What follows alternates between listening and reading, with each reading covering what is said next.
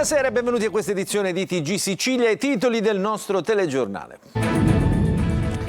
Ci sono anche 2 siciliane tra le 92 persone a bordo della nave Conscience della Freedom Flottiglia abbordata questa mattina all'alba dall'esercito israeliano. Si tratta di Laura Cardile di Calatabbiano e di Elisabeth Di Luca di Rocca di Caprileone. 4 nuovi indagati nell'inchiesta sulla strage di Casteldaccia nel Palermitano, in cui nel 2024 persero la vita 5 operai durante i lavori di spurgo della condotta fognaria. Si tratta di 4 dipendenti dell'AMAP. Carabinieri aggrediti allo Zen di Palermo durante i controlli e le perquisizioni in alcune abitazioni per cercare armi e droga. Gli scontri sono continuati in caserma con i familiari delle persone identificate. Ecco i veri numeri delle cardiochirurgie pediatriche siciliane. Il Movimento 5 Stelle presenta un report all'ARS che inchioda l'assessorato alla sanità. Caso Visodent, il Tribunale di Catania blocca il pagamento delle rate ad uno dei pazienti dei centri dentistici scomparsi da un giorno all'altro. Proposta di compromesso per tutti gli altri. Scoperti a Fontane Bianche nel Siracusano i fossili degli elefantini nani che popolavano la Sicilia 500.000 di anni fa. Calcio nel Catania che prepara la trasferta di Giuliano, lavorano col gruppo anche Aloi e Rolfini. La trasferta in Campania per gli uomini di Toscano apre un miniciclo di 3 partite che comprende le sfide contro Salernitana e Benevento.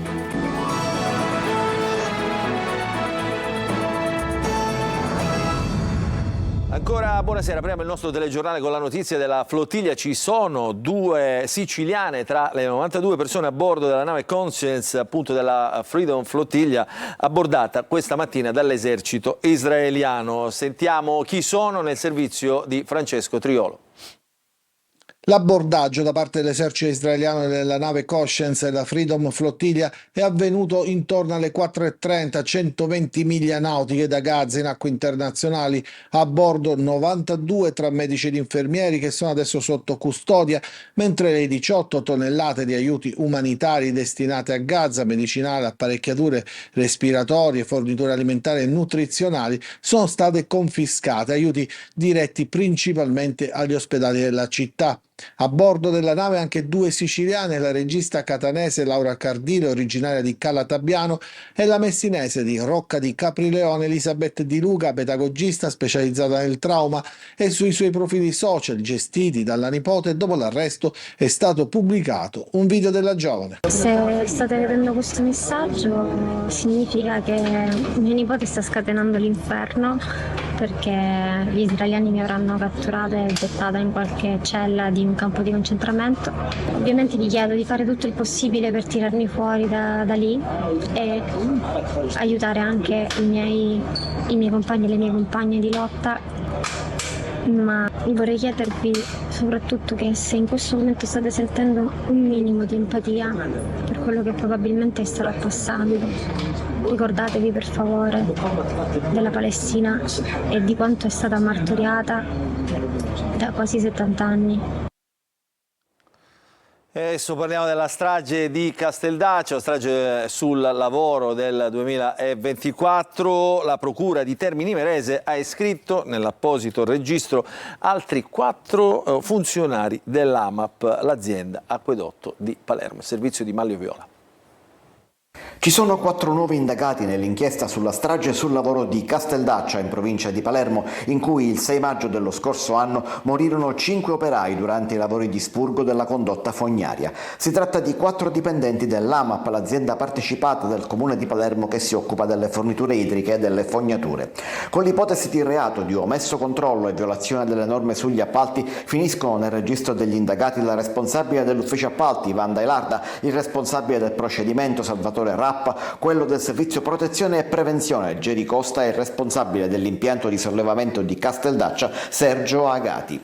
Si aggiungono ai 4 indagati già delle settimane successive alla tragedia, ovvero Gaetano Rotolo, l'ex dirigente AMAP responsabile dei lavori, Giovanni Anselmo, amministratore unico della TEC di San Cipirello, l'azienda aggiudicataria dell'appalto, e Nicolò Di Salvo, contitolare della ditta Quadrifoglio di Partinico che aveva ottenuto la commessa da 100.000 euro in subappalto. Per loro c'è pendente anche un'altra accusa, quella di omicidio colposo. Nella strage morì l'altro titolare dell'impresa Quadrifoglio di Partinico, Epifanio Alsazia, insieme a Giuseppe Miraglia, Roberto Raneri, Ignazio Giordano e il lavoratore interinale di AMAP Giuseppe La Barbera. Altri 4 scamparono miracolosamente alla morte. Basta operazione antidroga questa mattina all'alba ad Avola, nel Siracusano sono finite in manette 11 persone, il servizio di Desiree Ferlito. 11 arresti e 2 obblighi di firma è il risultato della vasta operazione antidroga condotta dalla polizia ad Avola, nel Siracusano. Per tutti l'accusa è spaccio di sostanze stupefacenti, estorsione e detenzione illecita di armi. La piazza di spaccio, attiva a qualsiasi ora del giorno e della notte, aveva come base operativa l'abitazione di uno degli arrestati, non lontano dal centro storico avolese, e lì gli assuntori si rifornivano di cocaina, hashish e crack. L'operazione era iniziata nel 2024 con l'arresto di uno degli indagati di oggi, un avolese di 56 anni al vertice del gruppo, che controllava anche altre bande di pusher locali. L'attività estorsiva veniva attuata quando gli assuntori non erano puntuali nei pagamenti delle dosi di droga e prevedevano minacce, violenze fisiche anche con armi da sparo e il ricatto di mettere a conoscenza i familiari e i datori di lavoro della loro dipendenza. Un gruppo, quell'arrestato, definito pericoloso e ben radicato nel territorio, in cui spiccava il ruolo apicale del 56enne. Adesso a Palermo, ancora tensioni allo Zen, carabinieri aggrediti durante alcune perquisizioni, cercavano armi e droga tra le abitazioni del quartiere popolare, appunto del capoluogo. Il servizio.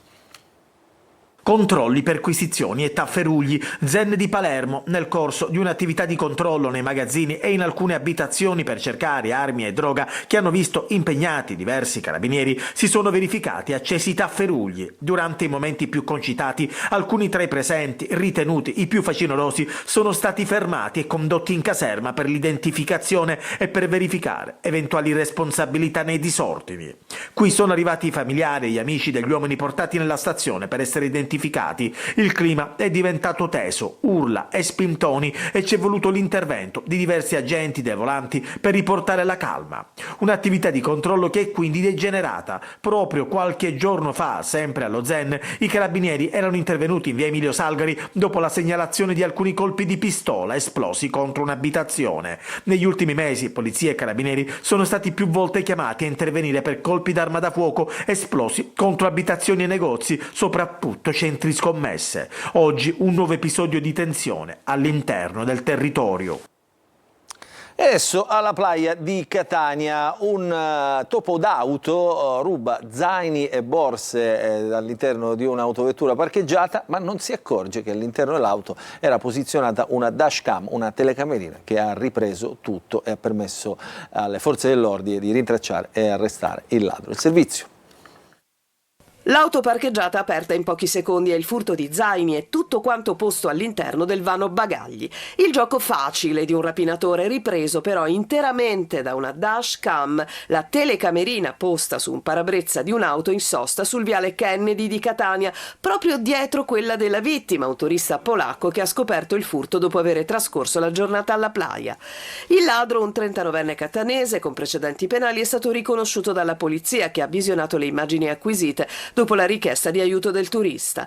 La macchina del ladro, con il suo complice, è stata individuata in via Plebiscito. Non appena il guidatore si è accorto della presenza dei poliziotti, ha compiuto una manovra azzardata, tamponando l'auto di servizio, per poi accelerare bruscamente nel tentativo di fuggire tra le vie di San Cristoforo e per poi essere bloccato dopo l'inseguimento. Di fronte alle evidenze delle immagini, il 39enne ha rivelato il luogo in cui si era liberato di tutto quello che aveva rubato. Zaini e borse sono stati restituiti al proprietario. I 2 pregiudicati sono stati arrestati.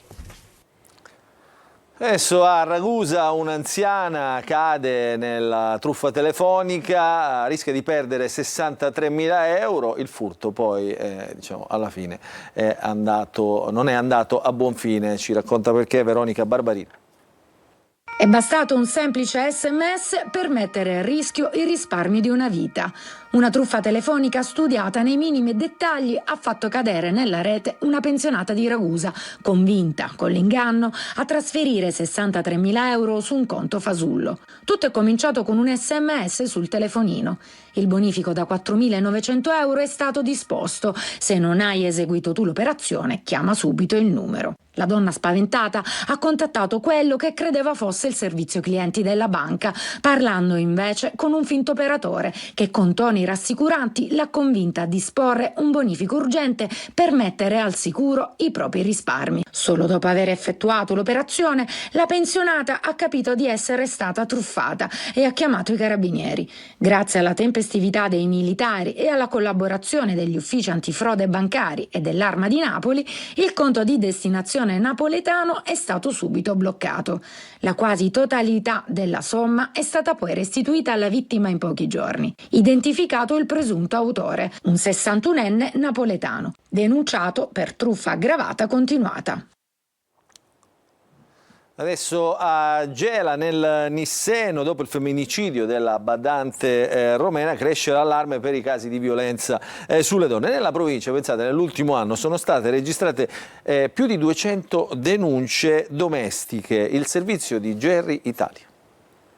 La notte del 17 settembre un silenzio pesante cala su via Amendola. Dentro un appartamento al pian terreno Veronica Basa è già morta. Il compagno Lucian Stan, 40 anni, racconta che è stata una caduta dalle scale, ma sangue, segni di colluttazione e mobili rovesciati parlano chiaro. Non è stata affatto una caduta. Le carte dell'ordinanza ricostruiscono mesi di violenze, urla, colpi, minacce continue. La figlia Florentina, che con Stan aveva avuto una relazione altrettanto violenta, conferma agli inquirenti quello che molti temevano. La madre non aveva mai denunciato per paura. Vicini e conoscenti descrivono la vita di Veronica come un incubo quotidiano, schiaffi, oggetti scagliati contro i muri, urla che si ripetevano quasi ogni sera. La notte del delitto un testimone fugge per paura, un altro chiama i carabinieri. Una violenza brutale che non è un caso isolato. Nel solo territorio di Gela, spiegano gli inquirenti, arrivano ogni anno quasi 200 denunce per maltrattamenti in famiglia, ma molti episodi restano nascosti, invisibili agli occhi delle autorità. Il nostro territorio non è immuno di quello del trend nazionale. Noi abbiamo circa quasi 200 episodi denunciati di maltrattamenti in genere e sono soltanto la punta dell'iceberg. E la violenza non si è fermata con la morte di Veronica. Stan avrebbe tentato di intimidire i testimoni, minacciando chi poteva raccontare cosa aveva visto. Adesso tocca a te, ti brucio il portone, avrebbe detto a uno di loro, secondo gli inquirenti, nel chiaro tentativo di ostacolare le indagini. Quando le condotte sono continuate nel tempo, reiterate, anche con vittime diverse, è difficile aspettarsi da parte di un uomo violento un pentimento. Quando hai a che fare con un uomo violento, l'unica soluzione che ti mette realmente al sicuro è allontanarti. Veronica non aveva mai denunciato, la sua morte è un monito. Dietro ogni silenzio una violenza che può esplodere nel buio di una casa. Ha rincorso e minacciato con un coltello il suo ex, per questa ragione è stata denunciata dai carabinieri. La protagonista, curiosamente, di questa vicenda è la giovane vittima della violenza sessuale di gruppo avvenuta al Foro Italico di Palermo nel 2023, quando la ragazza aveva 19 anni. Dopo gli abusi la giovane è stata trasferita in Brianza. Per quell'episodio sono stati condannati 7 imputati, uno all'epoca minorenne. E adesso parliamo di sanità, parliamo dei numeri delle cardiochirurgie pediatriche in Sicilia. Oggi il Movimento 5 Stelle con una conferenza stampa ha denunciato dei numeri e dei dati fuorvianti forniti dall'assessorato alla sanità. Sentiamo. Si rivolgono direttamente al Ministro della Salute le famiglie dei piccoli pazienti del centro di cardiochirurgia pediatrica di Taormina per avere certezze sui numeri forniti dalla Regione in merito alle attività svolte dai reparti di cardiochirurgia pediatrica di Taormina e Palermo. Numeri che non convincono nemmeno il Movimento 5 Stelle, che questa mattina a Palazzo dei Normanni in una conferenza stampa ha puntato il dito contro il governo regionale. I dati riguardano le 2 cardiochirurgie pediatriche di Taormina e di Palermo, che sono stati presentati all'interno del piano delle cardiochirurgie pediatriche in maniera assolutamente errata. E gli errori sono talmente gravi da rendere impossibile non notarli. Su Palermo, prosegue De Luca, sono stati dichiarati numeri e valori fuorvianti. Il peso medio delle procedure indicato per il 2024 e il 2025 è molto più alto del reale, se riferito alla cardiochirurgia pediatrica. Secondo il deputato Grillino, gli atti che verranno esibiti mostrano che al civico il peso medio degli interventi propri della disciplina non supera 2,2-2,3, mentre Taormina è stabilmente sopra 3,61. Se vogliono fare una cardiochirurgia pediatrica a Palermo e trovano le risorse umane e professionali per farla e per farla funzionare bene, lo facciano, ma non tocchino quella di Taormina, che funziona perfettamente e salva la vita a centinaia di bambini, non solo siciliani. A Taormina non deve essere toccata una virgola. Il Tribunale di Catania ha sospeso il pagamento delle rate a uno dei pazienti della clinica Visodent, centri dentistici scomparsi da un giorno all'altro in tutta la Sicilia. È una speranza per tutti coloro che sono rimasti appunto senza cure dentali dopo aver pagato. Il servizio di Lorena Dolci. Canta vittoria uno dei pazienti Visodent liberato dalle rate dei prestiti. Il Tribunale di Catania ha infatti ordinato in via cautelare la sospensione del finanziamento contratto con Compass per un piano di cure odontoiatriche mai completato, perché, come è noto, nel frattempo i centri dentistici erano spariti nel nulla. Un provvedimento d'urgenza in attesa della decisione sulla vertenza. Nonostante il clamore del caso, le proteste dei pazienti e la diffida inviata alla Compass, la società finanziaria aveva continuato a pretendere il pagamento del prestito. Sta di compromesso invece la proposta fatta dalla finanziaria agli altri pazienti, un centinaio a Catania, migliaia in tutta la Sicilia, invitati a farsi visitare da altri centri convenzionati per stabilire lo stato dei lavori di ciascuno. Ogni paziente dovrà decidere poi se continuare a pagare il prestito e completare gli interventi o chiedere rimborso delle rate. Molti di loro stanno valutando bene la proposta, di Compass, stanno valutando se appunto accettare, anche se chiaramente siamo molto sfiduciati poiché non ci si fida più di queste cliniche in generale. Molte persone però nel frattempo si sono rivolte a studi dentistici privati perché in condizioni da non poter aspettare. Adesso andiamo a Catania perché spuntano discariche abusive ovviamente ovunque, anche in pieno centro. Oggi vi mostriamo con Tonino De Mana quello che abbiamo trovato in via Bernini. C'è di tutto, eppure in discreto stato di conservazione, dal frigorifero alle sedie, passando per una scalinata abusiva. C'è anche un estintore che potrebbe servire in caso nella zona dovesse svilupparsi un incendio. In giro, gli immancabili scarti edili, sanitari in disuso e rifiuti di ogni genere. L'ennesimo scempio si consuma nella spianata che separa viale Gian Lorenzo Bernini a largo Bordighera, pieno centro di Catania ed oggetto di un ambizioso progetto di riqualificazione. In attesa che parole e proclami si concretizzino, non resta che documentare l'attuale situazione e tastare l'umore dei passanti, che di certo non fanno salti di gioia. Qua possiamo passare anche un fine settimana, comodo, col frigo. Ora, se vuole si può anche sedere. No, guardi, devo dire che questa zona, siamo al Viale Vittorio Veneto, un centro che dovrebbe essere, come tutte, anche le parti più basse della città, ben curato, è un obbrobrio. La gente poi si sente autorizzata, vedendo questa porcheria, di buttare la qualunque. Sono tante parole che il comune dice, fa tante piazze, fa tante cose, però ci sono delle zone abbandonate che non gli mette mano. E poi basta andare poco più giù, Viale Vittorio Veneto è molto... Cioè è una zona tranquillissima, molto bella, molto curata, poi c'è questa parte che è lasciata un po' a se stessa. Presto entreranno in funzione dei droni per stanare gli incivili. Cosa ne pensa? Sono a favore, è giusto. Basteranno i droni o servirà un'offensiva di terra per combattere la guerra contro gli incivili? Si vedrà. Intanto, poco più giù, il marciapiede che vi mostriamo, siamo in via Sassari, è off limits per la presenza di un enorme cespuglio spontaneo che nessuno sembra vedere. Magari il drone avvisterà la vegetazione spontanea ed in questo caso saprà già a chi rivolgersi.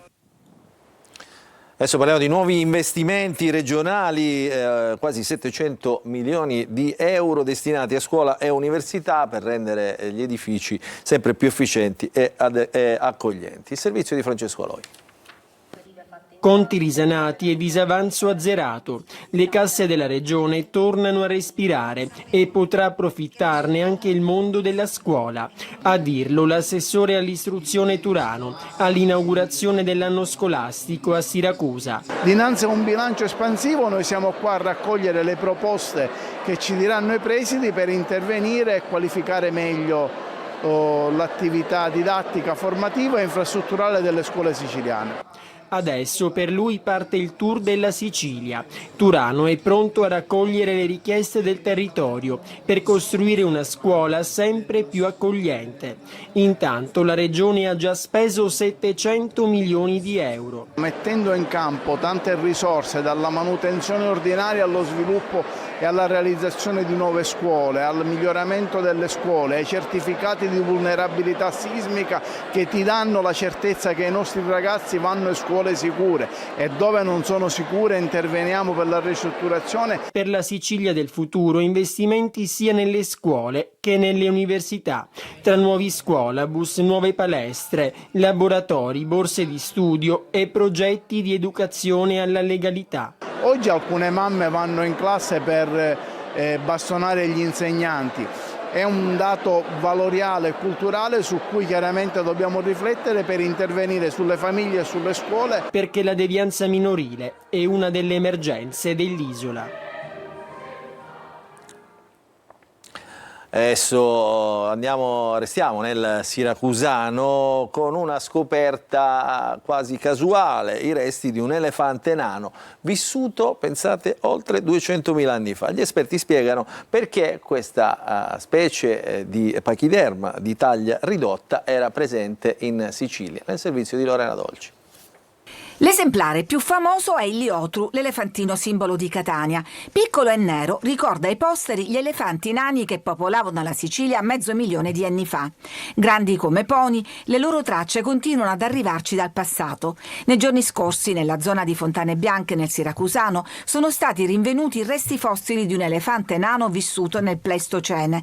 Una scoperta del tutto casuale da parte del geologo Fabio Branca, in gita con la famiglia. Io non ho assolutamente scavato nulla, ma soltanto con la mia vista mi sono accorto. È l'occhio esperto? L'occhio, sì, diciamo un po' allenato, ma niente di più, quindi lo riporterò per tutta la vita questa emozione. I reperti vanno ad arricchire la già preziosa collezione del Museo Paleontologico del Dipartimento di Scienze Biologiche e Geologiche dell'Università di Catania. Abbiamo individuato dei frammenti di difesa, di zanna, di ossa, di una parte di un cranio con inseriti i 2 molari superiori. Divennero piccoli questi mammiferi grazie a un processo evolutivo che nelle isole porta, per scarsezza di risorse alimentari e per assenza o quasi totale assenza di predatori, a una riduzione di taglia. Convivevano con gli elefantini anche ippopotami nani, tartarughe gigante, iene, cervi, orsi, lontre. In un fazzoletto di terra come quello dell'Iblei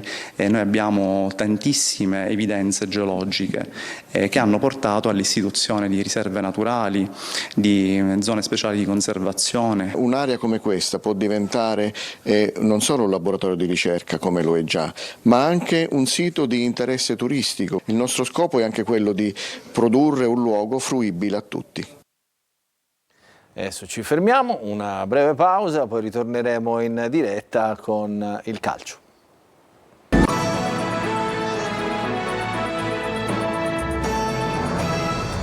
Ancora ben trovati nella seconda parte del nostro telegiornale, la prima pagina dello sport del calcio. Il Catania ha ripreso le sedute di allenamento, tanti giocatori ieri, seppur nel giorno di riposo, hanno continuato ad allenarsi perché adesso per i rossazzurri comincia un vero e proprio tour de force che partirà sabato prossimo contro il Giuliano. Il servizio di Francesco Triolo.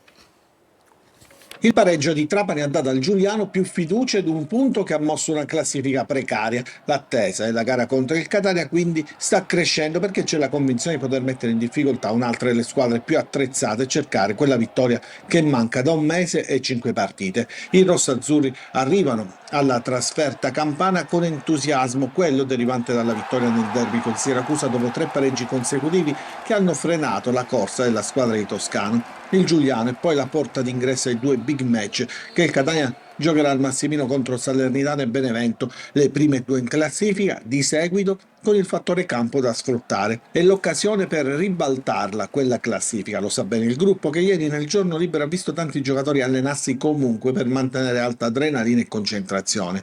I recuperi in vista di Rolfini e Aloi alimentano questa fiducia, le condizioni di forte miglioramento anche, così come il ritorno ormai assodato di Caturano davanti alla vena prolifica di Lunetta, che quando è stato chiamato in campo dall'inizio da subentrante ha sempre fatto bene. E allora ecco che da oggi si lavora ancora di più sulla trasferta di Giuliano, cercando di dare continuità al derby e preparare lo slancio che può cambiare il campionato almeno per i prossimi mesi.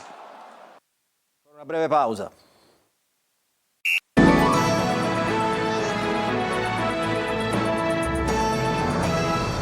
Rientriamo in diretta, non ci sono nuovi aggiornamenti, dunque per questa edizione del TG è tutto. Grazie per averci seguito, buon proseguimento di serata a tutti.